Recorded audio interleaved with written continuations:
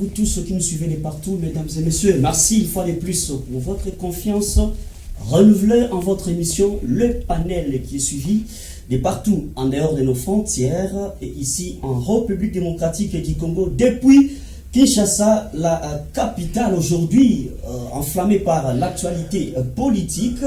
Joseph Kabila, comme parti oriental, précisément à Goma et d'autres coins, a débuté ses consultations alors que ses immunités en tant que sénateur à vie ont été, ou bien l'immunité a été levée par la chambre haute du Parlement. Et là, Kabila se forme en homme libre en train d'exercer son pouvoir d'ancien président de ce pays. On se pose des questions face à cette aporie. Quel mécanisme mettre en place pour, s'il faut le dire, du camp du pouvoir, déjouer la politique, si elle paraîtrait mauvaise ou bonne, en République démocratique du Congo. Les cartes se jouent pour Joseph Kabila Kabanga. Est-ce une décision pour aller au dialogue? Est-ce la carte jouée par la CENCO pour le pacte social, pour le bien-être du peuple congolais va se réaliser ou se concrétiser? Nous nous posons des questions chaque jour parce que le peuple se retrouve, n'est pas dans une marmite qui prouve son existence. Deuxième grand dossier du débat contradictoire. L'affaire Mutamba aujourd'hui face à la justice, lui-même ministre de la justice, mais face à cette même justice, le procureur près la cour de cassation se pose des questions. Premier réquisitoire déposé, deuxième encore, tout ça en charge de Mutamba. Est-ce un acharnement politique ou bien l'état des droits? Dans ces principes, pour en discuter et en débattre, nous recevons sur ce plateau M. Serge Tshisekedi. Je vais faire une présentation générale parce que nous sommes 4 au plateau. S'il faut que chacun prenne le temps de prendre la parole, ça va nous consommer assez 2 minutes. Il y a M. Serge Tshisekedi qui est du camp du pouvoir. À côté de lui, il est en train d'écrire. Là, c'est M. Serge Taboko. Il est de l'ECD de Martin Fayoulou. Nous nous posons des questions. Où se situe Martin Fayoulou? Il va répondre à toutes ces questions, des précisions. Et en face d'eux, ça veut dire il y a les pouvoirs, l'opposition, et nous avons un analyste politique, maître Michael Mwakou, qui est secrétaire général, si je ne m'abuse pas, c'est ça, secrétaire général du parti politique ACRC, Alliance des citoyens engagés pour la République et les changements. Vous êtes de la nouvelle génération. Je vais commencer avec vous, maître. On prend dossier sur la table et d'abord les consultations lancées par Joseph Kabila. On s'est dit, il consulte en tant que Congolais ou il consulte en tant que rebelle? Vous avez le temps cette question. Merci beaucoup, cher JM. Je salue également mes co-débatteurs. Je salue tous les Congolais qui nous suivent. Je salue également tous les jeunes engagés pour la République et les changements. Vous savez, aujourd'hui, c'est la nouvelle génération qui peut avoir la parole par rapport à tous ces gens qui nous ont amenés là où nous sommes aujourd'hui. Mais je voulais répondre d'une manière tactique par rapport à votre question. Cher JM, Joseph Kabila Kabange, président de la République dans ce pays pendant 18 ans, il a travaillé de la manière dont il a travaillé. Joseph Kabila quitte le pouvoir selon sa propre volonté. Il a placé M. Félix Tshisekedi. Selon la volonté, selon la propre volonté de Joseph Kabila Kabange. Il a placé, nous l'avons écouté avec vous, affirmer ça par le secrétaire général de l'IDPS, Augustin Kabouya. Il a affirmé Kabila Luki, c'est amonité au monde à partir des sérieux, besoin d'être sérieux, apprécié à mon Félix Tshisekedi. Donc, ce que j'ai dit, c'est la vérité. Alors, Joseph Kabila, pendant 18 ans, qu'est-ce qu'il n'a pas fait ici au Congo? Voilà pourquoi il doit revenir pour le faire. Moi, je ne trouve pas. Joseph Kabila est en train de consulter aujourd'hui à Goma. Pourquoi à Goma? Vous allez rendre compte, mon frère JM, que Joseph Kabila est de mèche avec Félix Tshisekedi. Ils connaissent ce qu'ils sont en train de faire. L'air d'huile, c'est ça qui nous amène. C'est nous les perdants, nous la jeunesse congolaise, nous la population congolaise, c'est nous les perdants. Aujourd'hui, Félix Tshisekedi a consulté. Demain, c'est Joseph Kabila qui est en train de consulter. Ils sont en train de faire la même chose. Parce que Joseph Kabila, selon lui, Tshisekedi, je t'avais donné un seul mandat. Tu as fait quand même 2 mandats. Bon, d'accord, tu as fait 2 mandats, tu dois laisser le pouvoir. Non, Félix Tshisekedi dit non, moi je ne peux pas laisser le pouvoir comme ça. Tu ne peux pas me donner un pouvoir et m'arracher le pouvoir comme ça. Non, moi je dois continuer. Et Félix Tshisekedi a commencé à initier ce qu'on appelait ici le changement de la constitution. Joseph Kabila, à son tour, il voit que non, ce monsieur va encore me rouler pour la 2e fois. Il m'a déjà roulé parce qu'on était avec lui. Lui, il avait la présidence, moi j'avais la majorité parlementaire. Il m'a roulé de l'autre côté là-bas. Aujourd'hui, vous allez rendre compte que tous les députés, ce sont maintenant les députés de l'IDPS. Ça devient compliqué. Alors je ne peux pas laisser ça. C'est ça, ce que Kabila est en train de faire pour le moment. Justement pour dire à Tshisekedi que Tshisekedi, tu dois me laisser ce que je t'avais donné. Je t'avais donné 5 ans, mais quand même tu dois faire 10 ans, mais tu ne peux pas changer la constitution. Alors, dans ce cas, moi je dois retourner au pouvoir. C'est un deal qu'ils ont fait entre Félix Tshisekedi et Joseph Kabila. Et c'est nous le perdant. C'est nous aujourd'hui qui sommes les perdants. Mais parlons un peu de Joseph Kabila. Est-ce que Joseph Kabila a bien travaillé dans ces pays? Je dis non. Kabila nous a fait souffrir ici, dans ces pays. Nous, la jeunesse. Joseph Kabila, aujourd'hui, il parle de la dictature. Est-ce que lui, il était tolérant? C'est pas vrai. Joseph Kabila, aujourd'hui, il parle de tribalisme. Est-ce que lui, il n'était pas tribal? Non. Joseph Kabila, il parle de détournement. Est-ce que lui, avec ses gens, il ne détournait pas? Non. Mon frère, aujourd'hui, si les Congolais pouvaient penser à Kabila, si aujourd'hui Kabila prend cette audace de revenir encore, faire ce qu'il est en train de faire, c'est grâce à Félix Tshisekedi. Alors là, Kabila consulte en tant que rebelle ou il consulte en tant que Congolais dans les normes étatiques? Non, ça ne peut pas être dans les normes parce que Joseph Kabila a quelle fonction aujourd'hui? Donc la question là est simple. Là, il consulte en tant que rebelle. Non, il est rebelle pour le moment, il est rebelle. Joseph Kabila, c'est un rebelle pour le moment. Très bien, merci beaucoup. Alors, monsieur Serge Tshisekedi, vous êtes du pouvoir. Moi, je me dis, aujourd'hui, nombreux sur les plateaux de télévision commencent à relativiser le fait qu'il soit présenté comme du pouvoir parce que la marmite est remplie des ingrédients qu'on se pose des questions. Quel goût qu'il faudrait prendre en compte comme saveur. Kabila aujourd'hui, oui, l'immunité est levée, il se retrouve réclamer ses droits, et là, il dit, bon écoutez, comme tu sais qu'il n'arrive pas à trouver des solutions idoines, je prends le bâton en main et puis je m'engage. Vous avez le temps. Merci beaucoup, cher Jean. C'est toujours un plaisir de me retrouver ici par devant vous. Ça a été toujours un grand plaisir. Je profite pour saluer mes co-débatteurs. Avant d'introduire mon propos, j'aimerais d'abord balancer un petit biscuit. J'aimerais ici parler directement à nos frères. Je crois que les médias a vocation d'une grande puissance. Je crois que mes propos vont parvenir à mes frères de souche. Je suis congolais, mais j'ai quand même l'origine. Je vais aussi parler de ce qui se passe à l'Assemblée provinciale du Kasaï central, d'où nous venons encore d'assister à un spectacle désolant qui profite à personne. C'est presque tout le bureau qui est attaqué. Les députés veulent destituer tout le bureau avec des arguments avancés qui ne tiennent pas à la route. Ça va encore empêcher et retarder l'évolution de la province. Nous n'avons pas ces temps-là de pouvoir regarder sans rien dire. Nous demandons aux députés provinciaux qui sont les élus et qui ont la grande charge de pouvoir contrôler les exécutions du gouverneur et autre chose, de pouvoir un peu mettre de l'eau dans leur vin et passer aux choses sérieuses que de s'attarder sur de postes qui n'ont rien à voir. Et je veux directement passer, pour ne pas tergiverser, passer beaucoup plus vite sur les propos tenus par le co-débatteur que je suis en train de pouvoir beaucoup plus m'indigner.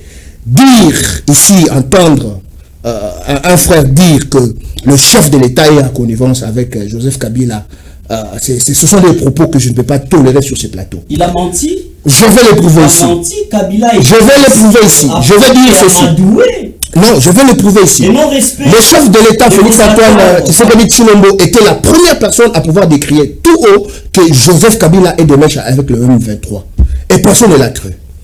Et ce n'est pas la même personne qui décrit que Joseph Kabila est de mèche avec le M23 et c'est la même personne-là qui va être encore de mèche avec la même personne que lui-même a décrié. C'est vouloir une chose et son contraire. C'est inadmissible. Ce sont des propos qui ne peuvent pas passer sur ce plateau. Alors je suis en train de balayer ça avec la plus grande énergie. Le chef de l'État est le garant de bon fonctionnement des institutions et il est le commandant suprême. Il ne peut en aucun cas, j'insiste ici, s'aligner derrière un mouvement terroriste, rebelle, qui tue et massacre nos pauvres concitoyens.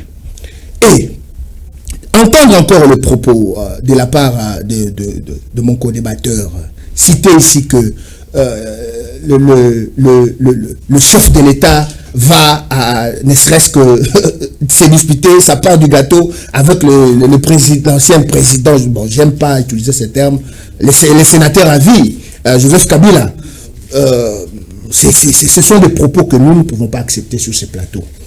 Joseph Kabila, nous avons confirmé ici noir sur blanc qu'il est derrière le M23. Parce que devant les médias rwandais, son adresse, noir sur blanc, monsieur Jean, vous n'allez pas me contredire ici, nulle part, Joseph Kabila a fait mention de condamner le M23, ni condamner le Rwanda, qui est derrière ce mouvement terroriste, ce mouvement rebelle. Le gouvernement par le truchement du ministère. Il a parlé tout bonnement en donnant ses 12 axes et puis machin. Il a parlé, il a dit des choses que lui-même n'est pas en mesure de faire. D'abord, pour votre gouvernement, comment Joseph Kabila, un citoyen libre, comme il le prétend, va forcer son atterrissage par Goma. Goma qui est contrôlé par les rebelles. Et ce sont ces rebelles-là qui assurent sa sécurité. Écoutez mon frère, ici nous sommes en train de parler nation. Nous sommes en train de parler Congo. Vous allez peser vos mots, vous allez peser tout ce que vous dites ici quand il s'agit de vie des Congolais. Je suis du pouvoir, je l'assume pleinement. Pour revenir au premier propos de cher Jean, je suis du pouvoir, je l'assume pleinement.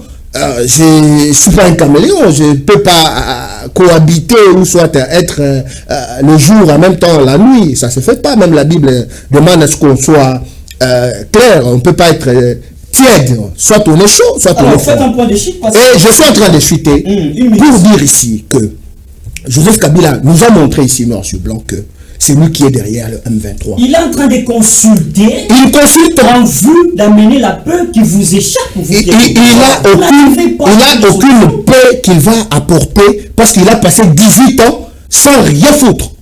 Il a passé 18 ans ici sans rien faire. C'était cette paix-là, les stratégies de lui. Non, ce sont des spéculations. Vous savez, la guerre ne se fait pas sur papier, c'est sur terrain. Allez voir ce qui se passe là. Ne venez pas si vous donnez des théories. Non.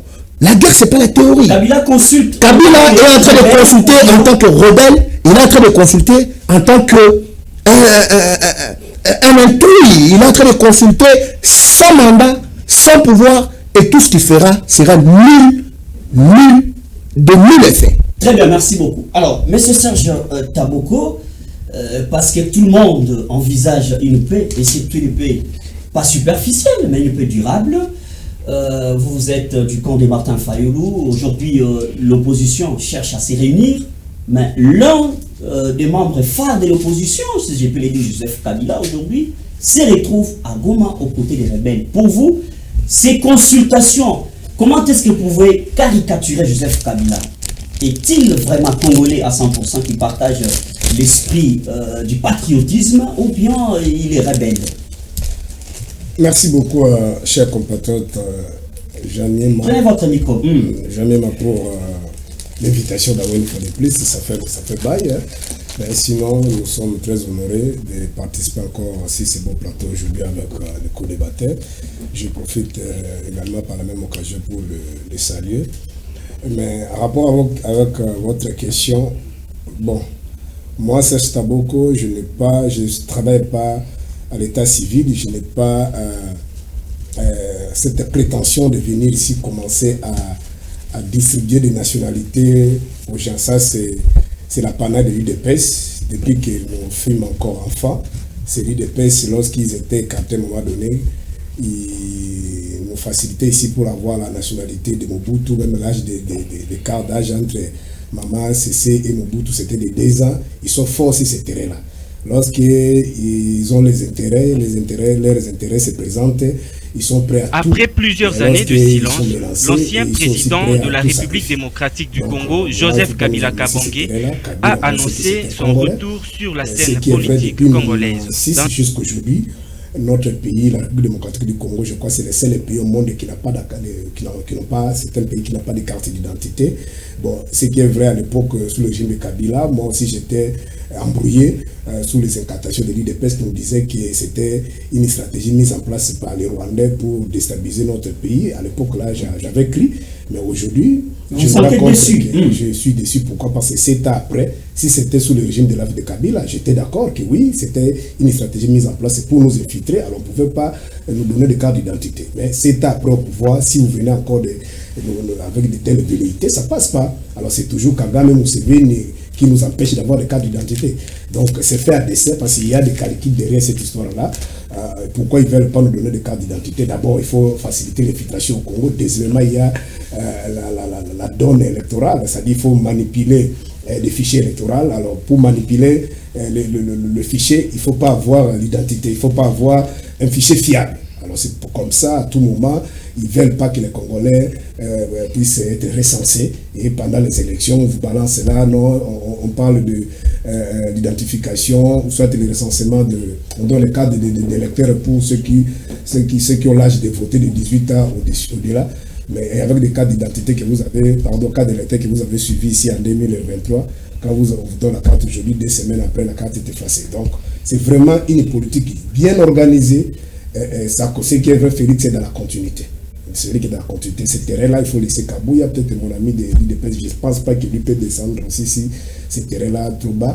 Du Congo, Joseph Kabila a fait face à une pluie sans précédent d'accusations venant de la part du gouvernement congolais. Son parti politique, donc vous le sentez qui coule à Goma, à l'est du pays. L'ancien président de la République démocratique du Congo, ça c'est un autre débat. Vous avez souligné le problème qu'il est congolais, quoi. Ça c'est un autre débat. La vérité ici, c'est que cela est repris dans l'exposé des motifs de notre constitution. Hassan cité l'UDPS aussi comme parti politique était présent. On a dit ceci, parmi les mots qui font que le Congo n'avance pas, notamment, c'est l'illégitimité des animateurs et des institutions. Lorsque le Congo a eu des problèmes à l'époque, permettez-moi, jusqu'à ma mort, je ne soutiendrai jamais Kabila. Mais moi, je dis que la vérité, Kabila n'était pas là.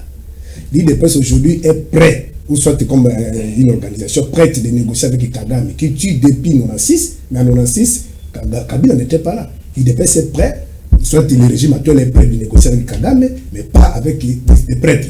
Pas avec les Fayoulou, mais avec les grands génocidaires, avec les grands criminels, ceux qui ont tué, souvenez-vous, la guerre de 6 jours entre le Rwanda et l'Ouganda, à Kisangani. Donc, ce terrain-là, le problème, c'est qu'au Congo, la crise est tellement profonde. Mais nous avons ce qu'on appelle le facteur exogène et endogène. La vérité, c'est que c'est le facteur endogène qui a favorisé, ou soit qui favorise le facteur exogène, c'est-à-dire les multinationales en complicité avec d'autres pays frontaliers qui viennent nous envahir, piller nos ressources, mais c'est sous la bénédiction des dirigeants, surtout la classe dirigeante congolaise. Parce que lorsque Mbosso vous dit, chers collègues, sortez dans des groupes armés, il n'a pas dit aux Rwandais de sortir. Tout le monde sait qu'au Congo, si vous avez une parcelle de pouvoir, il faut avoir les carrés miniers. Et les carrés miniers, là, les minéraux, on vend ça où? On vend ça au Rwanda, en Ouganda, à Tanzanie, dans des pays frontaliers. Donc, c'est un réseau. Bref, c'est un système de prédation bien organisé. Nous avions cru que l'UDPS un jour au pouvoir, peut-être on allait stopper ça. Alors, parmi les mécanismes qui font que les Congolais puissent avoir l'argent facilement, notamment, c'est prendre les armes. Ça a commencé par Laurent Désiré Kabila. Bemba, jusqu'à aujourd'hui, la liste est non exhaustive, jusqu'à Nan. Et tous ces gens-là, tous ces Congolais qui ont pris des armes, qui sont allés se jeter sous les mamelles de Kagame Museveni, prendre des armes, tuer leurs propres compatriotes pour arriver aux affaires, ils ne citent jamais le nom de Kagame Museveni. Laurent Désiré Kabila cite le nom de Kagame du Rwandais, c'est en 98. Mais de 96, 2 ans après, il n'a jamais dit que derrière lui il y avait des Rwandais. Est-ce que vous ne craignez pas que Kabila, avec ses consultations, étouffe la crèche politique de Martin Fayulu? On sait non, n'allez pas sur ce terrain-là. Martin Fayulu, je crois, sur le bon Dieu nous garde, peut-être la semaine prochaine il va parler. Laisse-moi rappeler à ces choses que le président Martin Fayulu est toujours derrière le peuple. Il est derrière la Constitution. Il ne soutient pas Kabila dans ses consultations. Mais nous étions avec Félix Tshisekedi, on a fait la lutte ensemble. Lorsqu'il a décidé de nous poignarder, de nous quitter, aller à Tanzanie, c'est cette histoire-là au Kenya. Mais aujourd'hui, on n'est pas ensemble. Mais il mangeait ensemble avec Félix Tshisekedi. Si aujourd'hui, même les autres là, on a signé les documents. Le président Félix Tshisekedi séjourne à Wendo pour l'investiture de la nouvelle présidente élue de la Namibie. Profitant de l'occasion, il s'est exprimé sur la situation sécuritaire à l'est du pays devant la presse namibienne dimanche 23 mars. Là, je soutiens. Est-ce que le président Fayulu condamne ou soutient? C'est ça la question. S'il vous plaît. Est-ce que le président Fayulu est derrière Kabila ou décrit ce que fait Kabila? C'est moi qui dirige les plateaux. Apparemment, il y a maintenant des présentateurs sur ce. Non, mais vous n'arrivez pas à dire clairement. C'est ce qui se passe avec Kabila. Lui-même n'arrive pas aussi à dire. Je suis d'accord avec mon ami par rapport à son intervention. Lorsque je vois mon homo aller ici dans tous les sens, vous êtes mal placé. Parce que apparemment vous me faites pression, sinon j'allais atterrir sur la position de Kabila. Vous avez tous les temps. Vous avez tous les temps. Les amis de l'IDPS n'ont aucune leçon, ni morale, je ne sais pas, ni intellectuelle ou quoi que ce soit, de donner aux Congolais. Là vous partez trop loin. Ni intellectuel. Je vous en prie. Quand la FDL venait ici, je crois que Maman Bazeba venait de passer chez vos confrères de Top Congo, nous a rappelé encore l'histoire. L'IDPS, il y a des vidéos qui existent, qui a soutenu officiellement, et sous le régime dictatorial de Mobutu, que nous soutenons l'entrée de la FDL. Je le mets au défi de me présenter une date, de me donner une date, soit de me présenter une vidéo même de 30 secondes. Commençant par la première rébellion, soit l'agression de notre pays par la FDL, RCD, CNDP, M23, que l'IDPS a condamné même une vidéo de 30 secondes. Vous comprenez? Mais le Sphinx n'a fait que condamner l'agression rwandaise. Le Sphinx d'heureuse mémoire, Etienne Tshisekedi, il n'a fait que condamner. Non, pas du tout. Pas du tout, je ne le contredis pas. Je ne le contredis pas. Je ne peux pas permettre sur ce plateau qu'on puisse cracher sur la mémoire de l'UDPS. Ça, c'est maintenant l'intolérance. Non, pas du tout. Ça, c'est maintenant l'intolérance. Je cite même Maman Bazaïba. Qu'est-ce qu'elle a dit? Lorsque la FDL venait, je vous dis qu'Etienne Tshisekedi, moi je suis un homme de Dieu, je ne passe jamais de Etienne Tshisekedi, soutenir, merci. Soutenir les rebelles. Mais c'est Serge. Mais c'est Serge. Les faits s'il vous plaît, nommés par la FDL, notamment je vous informe que le Sphinx vient de tourner dans sa tombe. Il vient de tourner dans sa tombe. Maintenant vous abîmez l'émission. Il vient de tourner dans sa tombe. Maintenant vous abîmez l'émission. Il vient de tourner dans sa tombe. Le Sphinx vient de tourner dans sa tombe. Mais c'est Serge. Non. Ce sont des propos que je ne peux pas faire passer. Soit il vient de rejoindre l'IDPS maintenant. Pas du tout. Mais c'est lui qui connaît l'IDPS. Pas du tout. L'IDPS n'a fait que condamner. Si je vais te déranger. Voilà. Si vous pensez que vous avez le monopole de déranger. Merci beaucoup. Mouba qui a fait 2 ans au Rwanda. Mouba qui est encore vivant, il a fait un point de presse, le briefing pour nous rappeler ce qui était passé au Rwanda. Il dit, j'ai été envoyé par Etienne Tshisekedi. J'ai fait 2 ans au Rwanda. Kagame a mis à ma disposition un jeune homme il est décédé aussi, Patrick Arega. C'est les jeunes là qui lui facilitaient le déplacement. Et il a dit, un jour, je me suis allé retrouver avec tous les dignités du régime de Mobutu, de Joseph Kabila. Le jour là qu'il a vu même Kagame, sa mère avec son oncle. Mais il a dit ça ici, sous le régime de Kabila. Mouba était vivant. Donc vous n'avez pas de leçon. Et jusqu'à ici à M23, où le chef de l'État a dit, l'M23 était ici, moi je n'étais pas informé, c'est mon ministre. Je pense que j'aurai le temps de balayer tout ça. On m'a dit de le recevoir, je n'ai pas voulu le recevoir. Recevoir qui? L'M23, des assassins, des criminels. Sous la médiation du ministre, le président de la République. Ok, je vous en prie. On va faire un point de chute à ces tout premiers dossiers. Je n'ai pas touché. Nous allons faire un point de chute. Nous allons faire un point de chute à ces tout premiers dossiers. Maître Michael, est-ce à ces stades, il faut à un certain moment nous dépasser et accepter les dialogues sans tenir compte de nos caricatures, donc des caricatures politiques, que ce soit rebelles ou ainsi de suite. Vous ne pensez pas qu'arriver à la paix, à ces stades, les dialogues deviennent opportuns? Merci. On fait un point de chute à 2 minutes à chacun parce qu'on doit entamer la Cher Giam, je vais rapidement dire quelque chose ici. Moi, ce que je ne comprends pas, avec les gens du pouvoir, quand eux, ils consultent, ils se mettent ensemble avec les rebelles, ce n'est pas un problème. On ne peut pas parler de ça. Mais quand c'est une autre personne, c'est là qu'on doit dire que ce sont des Rwandais. Parlons de Joseph Kabila. Ce n'est pas... Après plusieurs années de silence, l'ancien président de la République démocratique du Congo, Joseph Kabila Kabange...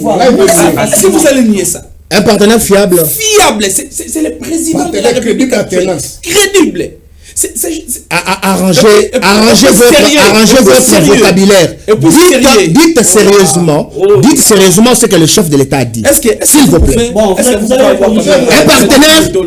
Un partenaire Monsieur Serge, vous allez crédible et sérieux.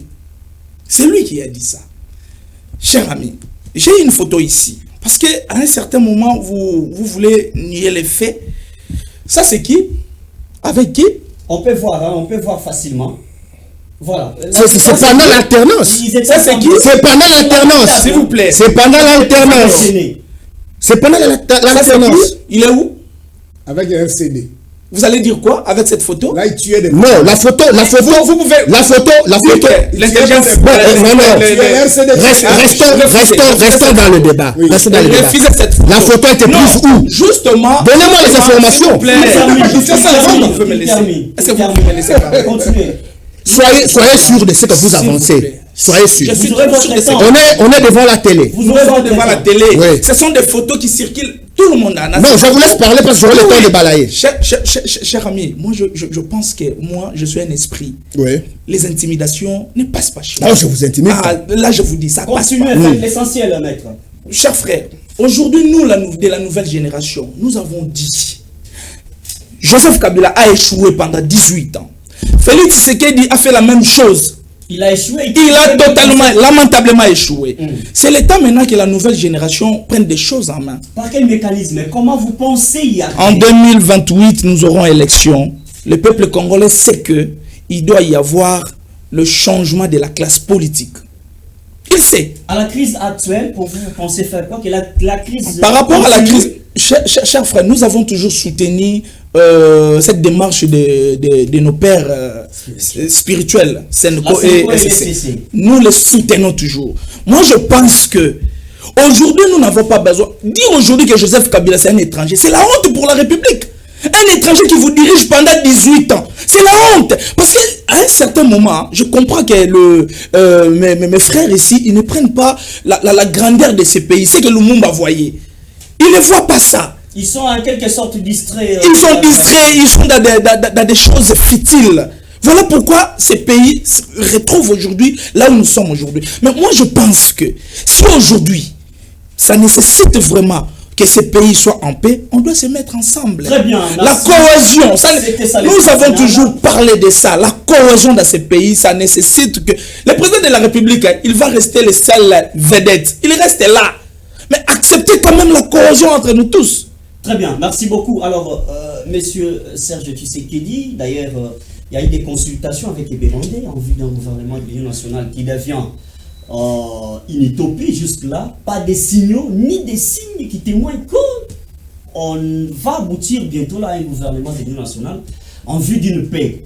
Vous ne pensez pas qu'à ces stades, il faut se détacher des acquaintances politiques, ainsi de suite, et essayer de comprendre. Le problème, c'est qu'on a que Tshisekedi ne veut pas entendre les autres parler, alors que la Senko, c'est que la Senko faisait ce que Kabila est en train de faire, Et les autres ne cherchent pas, les Congolais se retrouvent à Doha, ils sont ensemble. Autour d'une table et réfléchir la République. Vous avez le temps, 2 minutes, faites une conclusion à ces débats-là. Ok, merci beaucoup. J'aimerais aller ici méthodiquement par votre micro, répondre. Vous savez, monsieur Antoine Tshisekedi Tshilombo, le chef de l'État, dire qu'il est des mèches ou il est complice, ou je peux aller loin, dire qu'il est en train de voir la maison brûlée et il ne fait rien. C'est ce qui devrait être en ce moment l'accusation. Mais étant le garant du bon fonctionnement des institutions, le commandant suprême, il a pris le devant. Il a vu sa maison brûler. Il a essayé d'abord la voie diplomatique, la voie qui est privilégiée, qui peut faire moins de morts, juste avec la diplomatie. Il a essayé pendant plus de 3 ans pour pouvoir régler ses problèmes. Ça n'a pas tenu. Vous savez, aujourd'hui, il va être traité de tous les maux. Il va être traité de tous les maux. Parce qu'il ne va pas loin. C'est que ses prédécesseurs ont fait. L'UDPS n'a jamais privilégié la violence. L'UDPS n'a jamais privilégié la violence. C'est un parti qui a prôné toujours la paix depuis sa création. Ici, j'entends dire que l'UDPS, ou soit aucun cadre n'a jamais décrié, dire tout haut les agressions. On n'a pas été agressé aujourd'hui. Kabila a hérité d'un système. Tshisekedi a hérité d'un système. Le pouvoir, c'est la continuité. Nous ne sommes pas à l'heure où nous devons nous plaindre. Nous sommes à l'heure où nous devons passer aux actions. Alors, nous avons la guerre en face de nous. C'est en train de brûler. La maison est en train de brûler. Il faudrait, en ce moment ici, les idées. Ah, vous jouez trop la solidarité. Non, on ne joue pas la solidarité. Quand vous êtes à l'opposition. En ce moment ici, les idées devraient être derrière la nation, pas derrière le chef de l'État. En acceptant les propositions, en acceptant les propositions. Non, mais le chef de l'État a toujours dit que le président Martin Fayoulou, c'est son frère. Il a toujours été ouvert à chaque moment où le président Fayoulou souhaitait de pouvoir rencontrer son frère avec des propositions fiables. Il va le recevoir, ils vont parler. Martin Fayoulou n'est pas n'importe qui dans ce pays. Il va le recevoir, ils vont parler. Mais en ce moment ici, on ne doit pas diverger. Mais là, je suis en train de constater qu'on est en train de diverger parce que le pays est agressé. Nous avons la guerre en face de nous. Vous parlez ici que les consultations initiées par les chefs de l'État qui ont été conduites par la bonne main du professeur Eberhard. Non, écoutez, le professeur a fait son travail, il a déposé son rapport auprès du chef de l'État. Ça n'aboutit à rien. Il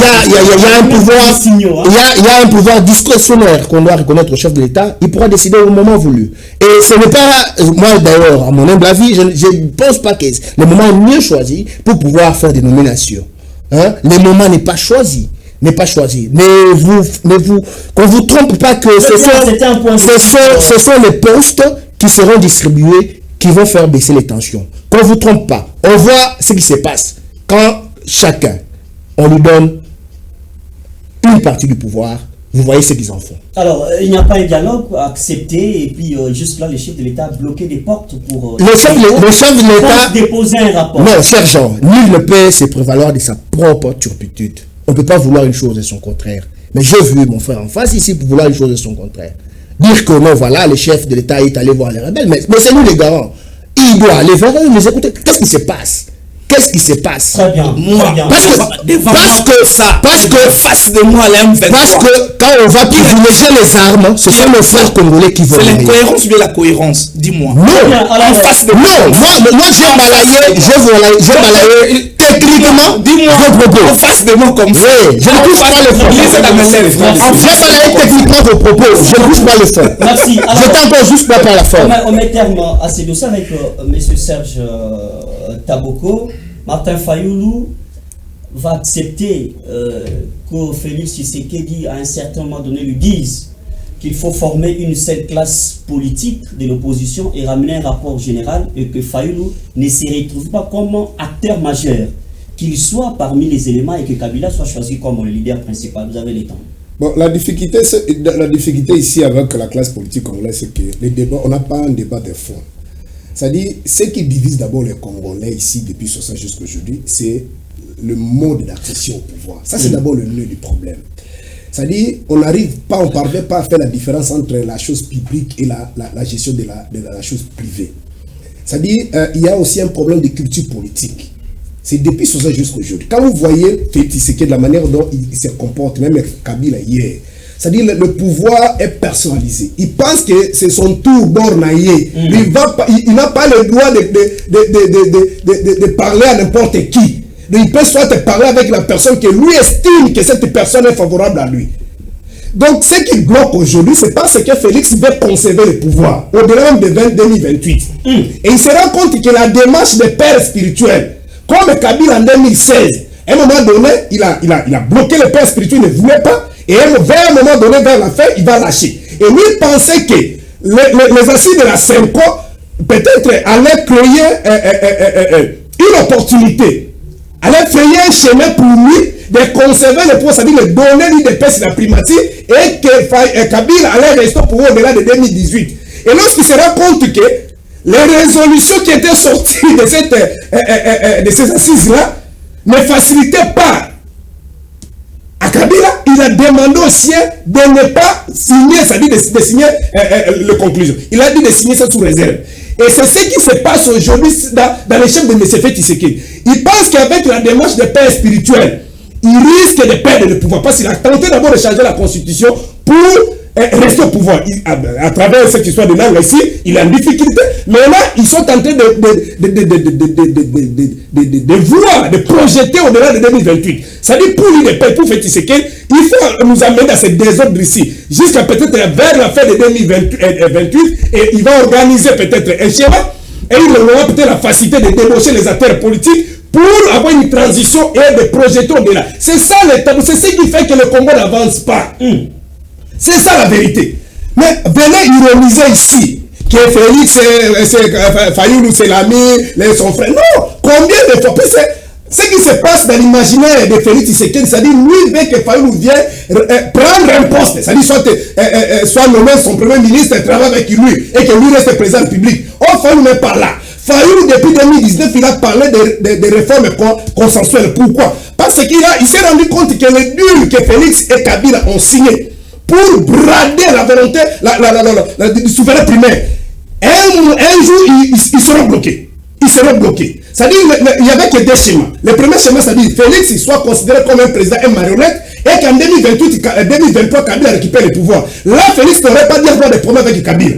Mais si l'hypothèse, le schéma-là ne tient pas, il y aura un blocage et il doit s'entretuer. Et c'est là où nous sommes. C'est pourquoi nous, on a déjà réfléchi sur ça depuis 2019. On a dit, oui, venez, mettons-nous ensemble. Lorsque nous allons faire un processus, c'est-à-dire des réformes consensuelles, et que nous allons construire le processus au père spirituel, parce que c'était ça notre schéma, au père spirituel, un processus inclusif, transparent, où les résultats seront opposables à tout le monde. Kagame qui n'auront plus des éléments de langage pour prendre des armes. Et aujourd'hui, je rejoins l'ami, pourquoi? Parce que c'est Félix qui donne maintenant les éléments de langage à Kabila pour justifier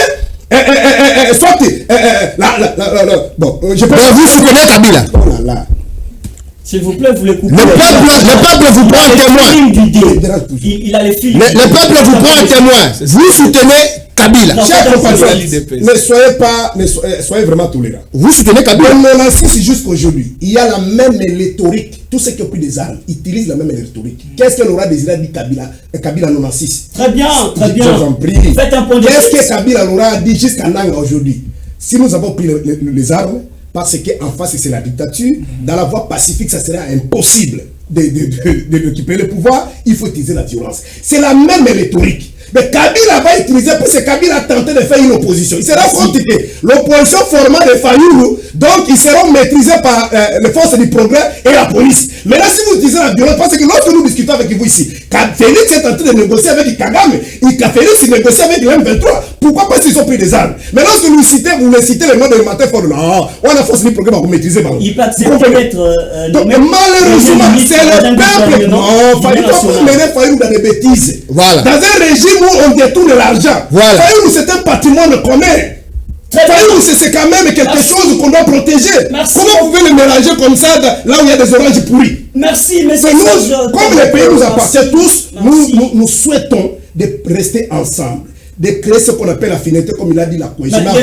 Les rapports de la CENCO, la porte. Mais c'est Félix qui ne veut pas. Mais retenez la date. Vous nagez dans le vide. Il y aura un dialogue avec ou sans Félix. Parce qu'à un moment donné, si c'est sans Félix, il n'y aura pas de dialogue. Merci. Merci. Retenez ça, c'est très important. Et il y aura un moment donné, tout le monde sera agacé. Félix sera considéré comme Mobutu, que c'est lui maintenant le mal. Et tout le monde, peut-être, arriveront à se liguer comme c'est le homme pour bloquer. Et l'église, et les gens de Kabila, et les gens de Fayou, tout le monde, le peuple congolais, faire face à Félix. Je ne pense pas qu'il va s'en sortir. Et nous ne voulons pas arriver ici. Et on les demande avec beaucoup d'amour. Les Congolais meurent chaque jour. Ça ne regarde pas. Ça, vous finirez par prendre les armes.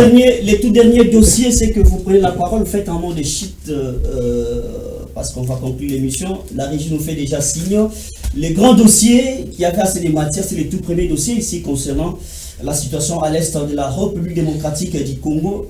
Le deuxième dossier concerne l'instruction à charge du ministre de la Justice, Constant Mutamba. Et là encore, les procureurs généraux près la Cour de cassation a encore demandé à cette même assemblée de poursuivre encore Constant Mutamba. Pourquoi? Parce que il a commis l'outrage au corps constitué par rapport à ses propos. Vous avez le temps. Est-ce qu'on peut parler d'un acharnement politique alors que la facette de Mutamba, c'est quelqu'un, c'est un homme du droit. Mais tomber dans ses propres pièges, ça risque de débalancer un peu ce qu'on a comme connotation de la justice. Maître, on peut parler d'un acharnement politique, ou bien c'est un état de droit qu'on doit accepter avec les contraintes. Merci beaucoup, cher Jean. Vous me voyez un peu triste. Triste parce que M. Serge Tshisekedi... Non, loin de ça, non. Alors pourquoi vous êtes triste? Si je suis triste, c'est parce que, vous savez, nous sommes de la nouvelle génération. Nous nous prenons sur les changements de la classe politique. L'accession au ministère de la Justice de M. Constant Mutamba, nous l'avons salué parce qu'il est de notre génération. Mais il ne faut pas oublier, chez nous, à l'Alliance des citoyens engagés pour la République et les changements, nous disons toujours, ce n'est pas quand on parle de la nouvelle génération, il doit y avoir tout le jeune, même s'il est incompétent, même s'il n'est pas patriote, il doit être là. Non, moi je pense que... Il faut faire un tri. Il faut sélectionner ceux qui sont compétents, ceux qui sont patriotes, parce que le problème ne se réside pas sur la compétence seulement, mais aussi... On doit avoir les gens qui aiment le pays. Les gens, imaginez-vous, cher ami, quelqu'un qui peut dire qu'il est patriote, il aime son pays, mais il est en train de détourner l'argent de la République. Non, il n'est pas patriote. L'argent qui est destiné à construire les hôpitaux, toi tu es en train de détourner cet argent. On parle de l'argent. Non, s'il vous plaît, laissez-moi avancer. Laissez-moi avancer. Je disais que, ok, je parle maintenant des prisons, parce que j'ai placé le mot hôpital, vous n'avez pas voulu. L'argent destiné à construire les prisons pour mettre les prisonniers.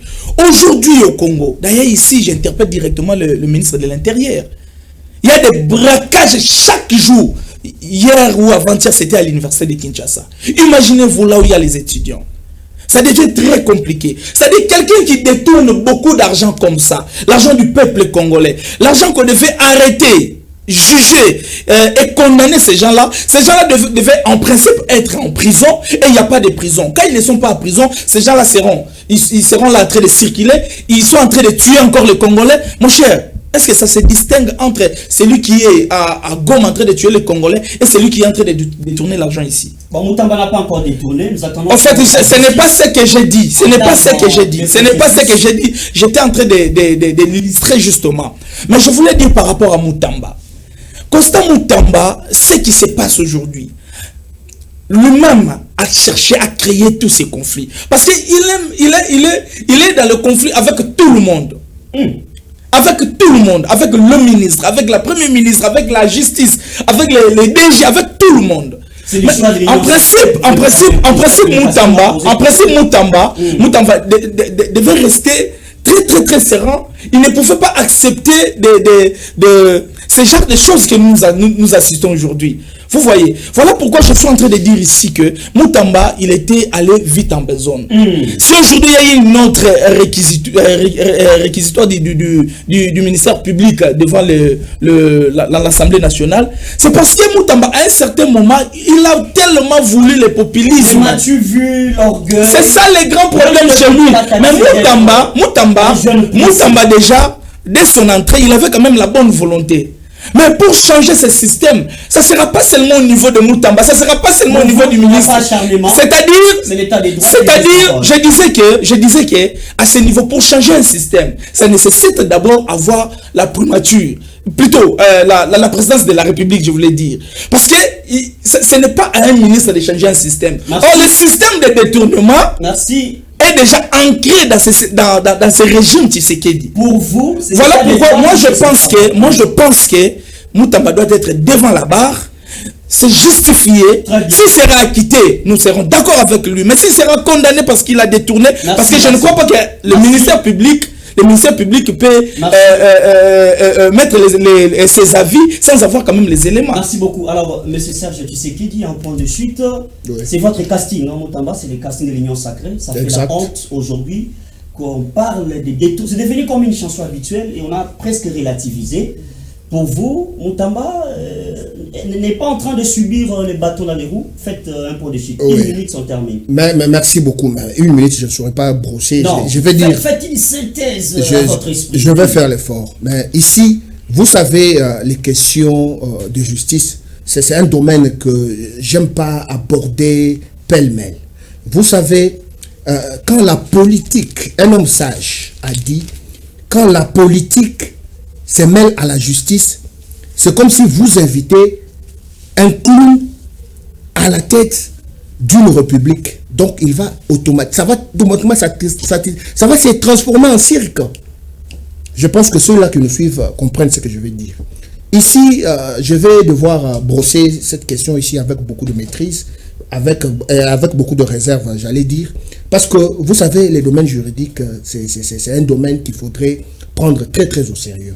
Seule la justice élève une nation. Nous sommes face à un ministre d'État, ministre de la Justice, qui est poursuivi par la même justice. D'abord, à qui profitent ces spectacles? Ici, je me défends. Je ne vais pas m'établir ici en juge pour pouvoir rétribuer ou condamner. Je pense que la démarche faite par le président Vital Kamerhe a été bonne, de pouvoir soumettre les conditions à l'Assemblée, s'il faudrait poursuivre l'instruction ou pas. Heureusement, l'Assemblée est d'accord, l'instruction va être poursuivie, et que le ministre présente juste ce moyen de défense. Très bien. Je pense qu'à ce niveau, nous ne sommes pas devant un achat. Non, mais on fait une étude sur le terrain, c'est comme si ça ne va pas. Non, on ne peut